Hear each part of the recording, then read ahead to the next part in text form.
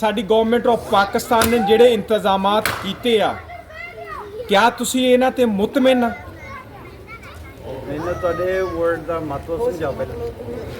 सहमत हैं, खुश हैं? हाँ जी, बहुत खुश हैं। बहुत वधिया इंतजाम पाकिस्तान वाले दे जी। साडी सिक्योरिटी दे बारे देखो जिते जिते जाने सारी सिक्योरिटी दे हैगे आ, बहुत वधिया इंतजाम है। पर मेरे ख्याल से सिक्योरिटी के हिसाब नाल तो सिक्योरिटी की लोड़ भी नहीं, जिन्ना प्यार ही हैगा आ। ਜਿਹੜਾ ਮੁਸਲਮਾਨ ਭਾਈਚਾਰੇ ਮੈਂ ਪਿਆਰ ਦੇ ਕੇ ਮੈਨੂੰ ਨਹੀਂ ਪਤਾ ਹੋਰ ਕੁਝ, ਜਿਹੜੇ ਪਿਆਰ ਹੀ ਦੇਖੇ ਮੇਰੇ ਖਿਆਲ ਸਿਕਿਉਰਿਟੀ ਲੋੜ ਹੀ ਨਹੀਂ ਗੀ। ਸਿਕਿਉਰਿਟੀ ਤਾਂ ਜੇ ਸਾਡੀ ਚਲੋ ਆਪਣੇ ਉੱਪਰ ਹਾਂਜੀ ਗੌਰਮੈਂਟ ਨੇ ਲਾਇਆ ਆ ਵੀ ਹਾਂ ਬੰਦੇ ਦੇ ਕੁਝ ਹੋਵੇ ਨਾ ਵੀ ਅਸੀਂ ਜ਼ਿੰਮੇਵਾਰ ਹਾਂ, ਵੀ ਸਿਕਿਉਰਿਟੀ ਦੀ ਲੋੜ ਹੀ ਨਹੀਂ, ਜਿੰਨਾ ਪਿਆਰ ਹਰ ਕੋਈ ਬੰਦੇ ਨੇ ਦਿਖਾ ਲਿਆ ਸੋ।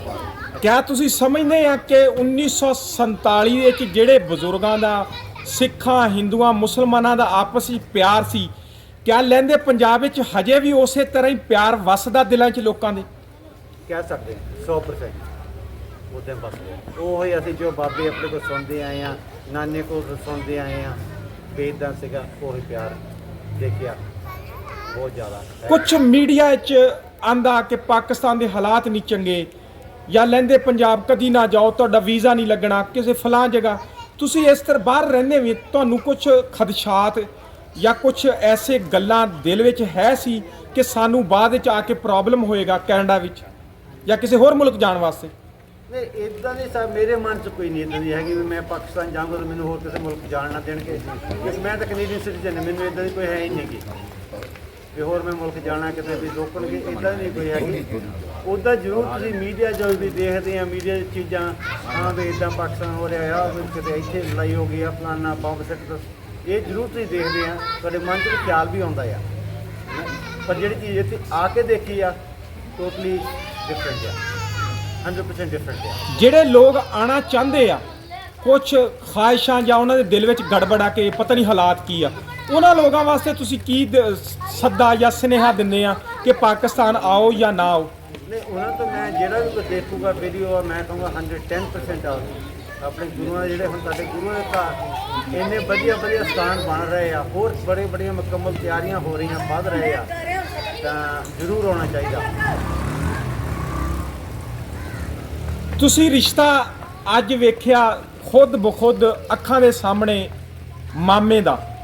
2 ਸਾਲ ਪਹਿਲੇ ਤੁਹਾਨੂੰ ਪਤਾ ਤਾਂ ਚੱਲ ਗਿਆ ਸੀ ਕਿ ਸਾਡਾ ਮਾਮਾ ਜੀ ਮਿਲ ਗਿਆ। ਕਦੀ ਮਾਂ ਨੂੰ ਤੁਸੀਂ ਵੇਖਿਆ ਇਕੱਲੇ ਬਹਿ ਕੇ ਰੋਂਦੇ ਵੀਰ ਦੇ ਇੰਤਜ਼ਾਰ ਵਿੱਚ ਜਾਂ ਵੀਰ ਦੀ ਉਡੀਕ ਵਿੱਚ? ਇੰਨਾ ਸਮਾਂ ਲੰਘਿਆ ਜਾਂ ਤੁਸੀਂ ਫੀਲ ਕੀਤਾ ਕਿ ਮੇਰੀ ਮਾਂ ਆਪਣੇ ਭਾਈ ਦੀ ਤਲਾਸ਼ ਵਿੱਚ ਜਾਂ ਭਾਈ ਨੂੰ ਵਿਛੜਨ ਦੇ ਚੱਕਰ ਦੇ ਵਿੱਚ ਉਹ ਮਹਿਸੂਸ ਕਰਦੀ ਆ? ਚਾਹੇ ਇਹਦੇ ਚਾਚੇ ਤਾਇਆਂ ਦੇ ਪੁੱਤਰਾਂ ਨੇ ਇਹਨੂੰ ਦਿੱਤਾ ਪਿਆਰ ਭਾਈਆਂ ਵਾਲਾ, ਲੇਕਿਨ ਤੁਸੀਂ ਕਿਆ ਮਹਿਸੂਸ ਕੀਤਾ ਆਪਣੀ ਮਾਂ ਨੂੰ? ਪਹਿਲਾਂ ਜਿੱਦਾਂ ਇੰਡੀਆ ਤੋਂ ਅਸੀਂ ਜਦੋਂ ਇੰਡੀਆ ਤੋਂ ਅਸੀਂ ਕੈਨੇਡਾ ਗਿਆ ਨੂੰ ਸਾਨੂੰ ਹੁਣ 48 ਸਾਲ ਹੋ ਗਏ। ਪਹਿਲਾਂ ਇੰਡੀਆ 'ਚ ਮਾੜਾ ਮਾੜਾ ਸਾਨੂੰ ਪਤਾ ਸੀਗਾ, ਚਲੋ ਹੁਣ ਉੱਥੇ ਬਹੁਤ ਟਾਈਮ ਪੈ ਗਿਆ, ਕੰਮਾਂ ਕਾਰਾਂ 'ਚ ਰੁੱਝੇ ਜਾਂ ਨਹੀਂ ਸੀ, ਇੰਨਾ ਨਹੀਂ ਸੀਗਾ।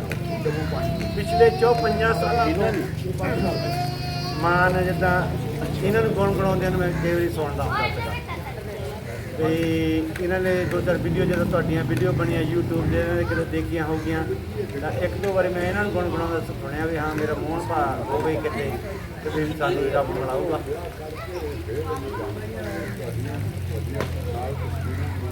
ਸਾਡੇ ਖਾਸ ਤੌਰ ਤੇ ਜੀ ਰਸਮੋ ਰਿਵਾਜ ਹੁੰਦੇ ਆ, ਮਾਮਾ ਤੇ ਭਾਣਜੇ ਦਾ ਆਪਸ ਵਿੱਚ ਪਿਆਰ ਵੀ ਬੜਾ ਹੁੰਦਾ। ਤੁਹਾਡੀ ਸ਼ਾਦੀ ਹੋਈ, ਜਿਹੜੀ ਸਾਡੇ ਰਸਮ ਆ ਕਿ ਜਦੋਂ ਖਾਸ ਤੌਰ ਤੇ ਨਾਨਕੀ ਸ਼ੱਕ ਲੈ ਕੇ ਆਉਂਦੇ ਆ, ਉਸ ਤੋਂ ਬਾਅਦ ਕੁਝ ਰਸਮੋ ਰਿਵਾਜ ਵਿੱਚ ਮਾਮੇ ਦਾ ਬੜਾ ਅਹਿਮ ਰੋਲ ਅਦਾ ਹੁੰਦਾ ਉਹ ਸ਼ਾਦੀ ਤੇ। ਉਦੋਂ ਕਿਆ ਤੁਸੀਂ ਕਮੀ ਮਹਿਸੂਸ ਕੀਤੀ ਆਪਣੇ ਮਾਮੇ ਦੀ ਜਿਹੜੇ ਉਸ ਰਿਸ਼ਤਿਆਂ ਦੇ ਵਿੱਚ ਪਹਿਚਾਦੀ ਤੇ? ਉਦੋਂ ਕਿਆ ਤੁਸੀਂ ਕਮੀ ਮਹਿਸੂਸ ਕੀਤੀ ਆਪਣੇ ਮਾਮੇ ਦੀ ਜਿਹੜੇ ਉਸ ਰਿਸ਼ਤਿਆਂ ਦੇ ਵਿੱਚ ਪਹਿਚਾਨ ਹੁੰਦੀ ਆ? ਇਧਰੋਂ ਦੇਖੀ ਦਰਵਾਜ਼ਾ ਅੰਦਰੋਂ ਖੁੱਲਾ। ਸੱਚੀ ਗੱਲ ਦੱਸਾਂ, ਉਹ ਸਮੇਂ 'ਚ ਇੰਨਾ ਸਾਨੂੰ ਨਹੀਂ ਸੀ ਪਤਾ। ਉਹ ਜਿਹੜੇ ਮਾਮਿਆਂ ਨੇ ਸਾਨੂੰ ਪਿਆਰ ਦਿੱਤਾ ਸੀ ਨਾ ਜੀ, ਉਹ ਜਿਹੜੇ ਮਾਮਿਆਂ ਨੇ ਸਾਨੂੰ ਇੰਨਾ ਪਿਆਰ ਦਿੱਤਾ ਸੀ, ਸਾਨੂੰ ਇਹ ਮਾਮੇ ਦੀ ਕਮੀ ਮਹਿਸੂਸ ਹੋਣ ਨਹੀਂ ਦਿੱਤੀ ਸੀ। ਉਹ ਇੱਕ ਮਾਮਾ ਤੁਹਾਨੂੰ ਇੱਥੇ ਮਿਲ ਕੇ ਵੀ ਗਿਆ ਸੀਗਾ, ਹਰਿੰਦਰ ਸਿੰਘ ਨਿੱਜਰ। ਉਹ ਤਾਂ ਮੇਰੇ ਦਾ ਬਚਪਨ ਤੋਂ ਇੰਨਾ ਪਿਆਰ ਆ। ਅਸੀਂ 5-7 ਸਾਲਾਂ ਦੇ 7 ਸਾਲ ਦਾ ਸਾਡਾ ਫਰਕ ਆ। ਹੈ ਨਾ। ਤਾਂ ਤੁਸੀਂ ਇਹ ਕਹਿ ਸਕਦੇ ਫਰੈਂਡਸ਼ਿਪ ਵੀ ਤੁਹਾਡੀ ਆਪਸ ਵਿੱਚ? ਹਾਂਜੀ ਹਾਂਜੀ 110% ਫਰੈਂਡਸ਼ਿਪ ਸੀਗੀ। ਜਿਹੜੇ ਵੱਡੇ ਮਾਮੇ ਸੀਗੇ ਜਿਹੜੇ ਉਹਨਾਂ ਨਾਲ ਥੋੜਾ ਮਾਮੇ ਦਾ ਉਹ ਵੱਡੇ ਸੀਗੇ ਕਰਕੇ ਥੋੜਾ ਡਰ ਹੁੰਦਾ, ਪਰ ਰਿੰਦਰ ਮਾਮੇ ਦਾ ਇਹਨਾਂ ਸਾਨੂੰ ਡਰ ਨਹੀਂ ਸੀਗਾ। ਇਹ ਸਾਡਾ ਛੋਟਾ ਹੈ ਤਾਂ ਇਹਨਾਂ ਨਾਲ ਬਹੁਤ ਪਿਆਰ ਤਾਂ ਸਾਰੇ ਮਾਮਿਆਂ ਨਾਲ ਸੀਗਾ, ਪਰ ਉਹ ਜਿਹੜੀ ਕਮੀ ਆ ਉਹ ਮਾਮਿਆਂ ਨੇ ਪੂਰੀ ਕੀਤੀ। ਪਰ ਇਹਨਾਂ ਨੂੰ ਤਾਂ ਸਾਰੇ ਯਾਦ ਕਰਦੇ ਸੀ, ਇਹ ਹਾਂਜੀ ਫੀਲ ਕਰਦੇ ਸੀ, ਪਰ ਉਹਨਾਂ ਨੇ ਇਹਨਾਂ ਦੇ ਹੈ ਪੂਰਾ ਕੀਤਾ। ਬਿਲਕੁਲ ਜੀ, ਇਹ ਹਮੇਸ਼ਾ ਜਿਹੜੇ ਚਾਚੇ ਤਾਏ ਹੁੰਦੇ ਇਹ ਭਾਈ ਹੀ ਹੁੰਦੇ ਆ। ਸਾਡੇ ਜਿਹੜੇ ਪੰਜਾਬੀ ਰਸਮੋ ਰਿਵਾਜ ਆ ਜਾਂ ਜਿਹੜੇ ਸਾਡੇ ਪੰਜਾਬੀ ਕਲਚਰ ਆ, ਇਹ ਚੀਜ਼ਾਂ ਨੂੰ ਰਿਸ਼ਤਿਆਂ ਨੂੰ ਮਜ਼ਬੂਤੀ ਵਿੱਚ ਰੱਖਣ ਵਾਸਤੇ ਵੀ ਅਹਿਮ ਰੋਲ ਅਦਾ ਕਰਦਾ। ਹਾਂਜੀ, ਕੀ ਹਾਲ ਆ ਜੀ? ਆਪਣਾ ਨਾਮ ਦੱਸਦੇ ਜਾਓ ਜੀ। ਬਲਵਿੰਦਰ ਕੌਰ। ਤੁਹਾਡਾ ਜੀ ਅਬਦੁਲ ਖਾਲਕ ਸਾਹਿਬ ਦੇ ਨਾਲ ਕੀ ਰਿਸ਼ਤਾ ਜੀ?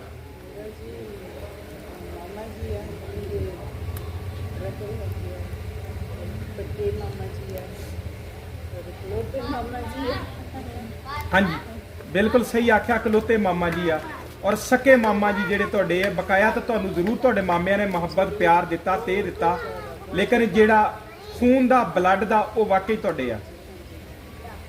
ਤੁਸੀਂ ਅੱਜ ਮਾਮਾ ਜੀ ਨੂੰ ਪਹਿਲੀ ਵਾਰੀ ਵੇਖਿਆ ਤੇ ਕੀ ਮਹਿਸੂਸ ਕੀਤਾ? ਇਹਨਾਂ ਦੀ ਸ਼ਰਾਫਤ, ਇਹਨਾਂ ਦੇ ਚਿਹਰੇ ਤੇ ਮੁਸਕਰਾਹਟ, ਕੀ ਪੜਿਆ ਇਹਨਾਂ ਦਾ ਚਿਹਰਾ ਜੀ ਅੱਜ? ਬਸ 2 ਮਿੰਟ ਮਿਲੇ ਹੀ ਨਾ, ਮਿਲ ਕੇ ਤਾਂ ਜੋ ਮਹਿਸੂਸ ਹੋਇਆ ਕਿ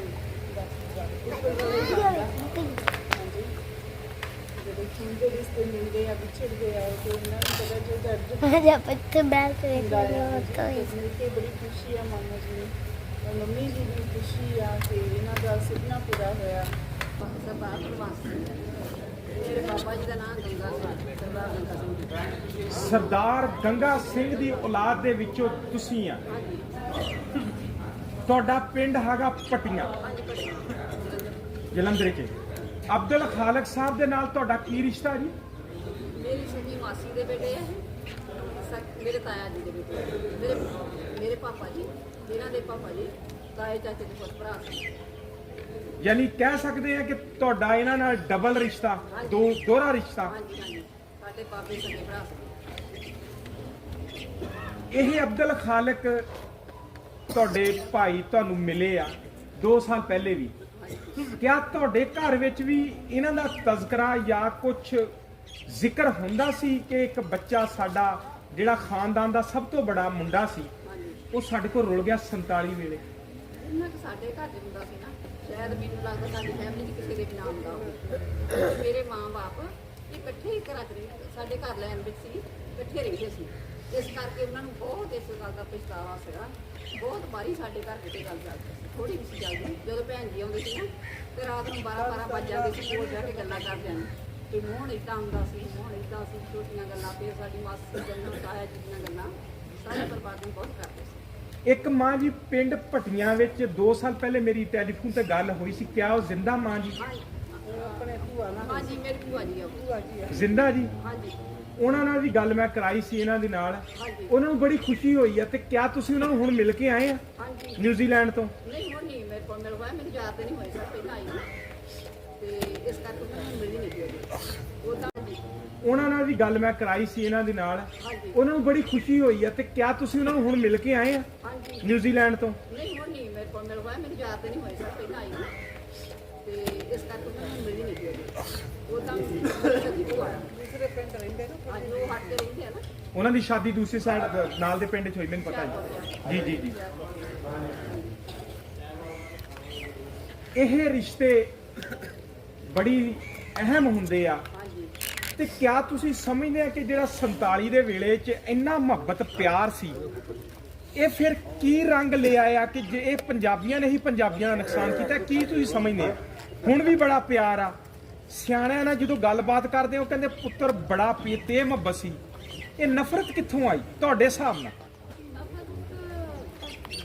ਗੌਰਮੈਂਟ ਵਾਲੇ ਕੰਮ ਹੈ ਨਾ, ਆਮ ਜਨਤਾ ਤਾਂ ਆਪਾਂ ਇੱਕ ਦੂਜੇ ਦੇ ਤੋਂ ਬਗੈਰ ਦੇਖ ਲਓ ਕਿੰਨਾ ਪਿਆਰ ਨਹੀਂ ਸੀਗਾ। ਜਿਸ ਹਿਸਾਬ ਨਾਲ ਦੱਸਦੇ ਸੀ ਨਾ ਸਾਨੂੰ ਸਾਡੇ ਮਾਂ-ਬਾਪ, ਸਾਡੇ ਕੋਲ ਬਹੁਤ ਜ਼ਿਆਦਾ ਆਉਣ ਜਾਣ ਸੀਗਾ। ਅਸੀਂ ਵੀ ਉਹਨਾਂ ਦੇ ਘਰੇ ਜਾਂਦੇ ਸੀ, ਉਹ ਵੀ ਸਾਡੇ ਨਾਲ ਮਿਲਦੇ ਵਰਤਦੇ ਸੀ, ਸਾਰਾ ਬਹੁਤ ਪਿਆਰ ਸੀਗਾ।